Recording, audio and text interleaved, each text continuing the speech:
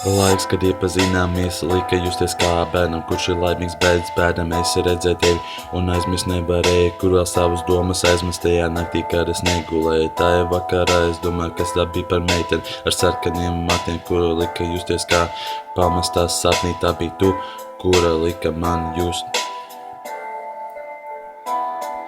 Bet tagad pēc 10 mēnešiem mēs strīdamies par niekiem, lejam liekas asaras par neredzētiem priekiem. Mūsu strīcīsies bēdas un neparastas rēds, mūsu priekšā sēd, kura jānojūt, jo es zinu, ko es vēlos, ko es gribu, kuras smaidu saglabāt tik tie, kuras mīlestību izjust tik ziemu.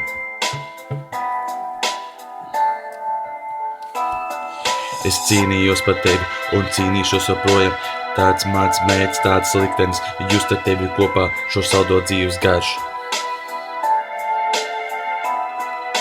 Es cīnījos par tevi un cīnīšos joprojām. Tāds mans mērķis, tāds liktenis, just ar tevi kopā šo saldo dzīves garšu.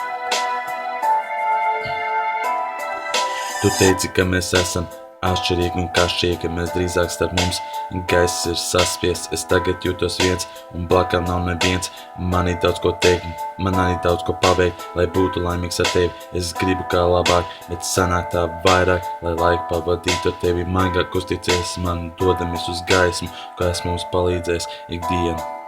Tā gaisma ir mīla, tā gaisma ir mīļa, tā palīdzēs mums saprast šo dzīves mīklu. Es jebkur jūtos kā ar tevi mājās un netaisos palikt bez tevis. Un vienu vārdu sakot, kā sāksies un kā beigsies, tas ir atkarīgs no mums.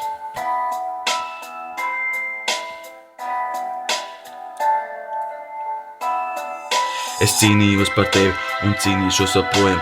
Tāds mans mērķis, tāds liktenis, just ar tevi kopā šo saldo dzīves garšu. Es cīnījos par tevi un cīnīšos joprojām. Tāds mans mērķis, tāds liktenis, just ar tevi kopā šo saldo dzīves garšu.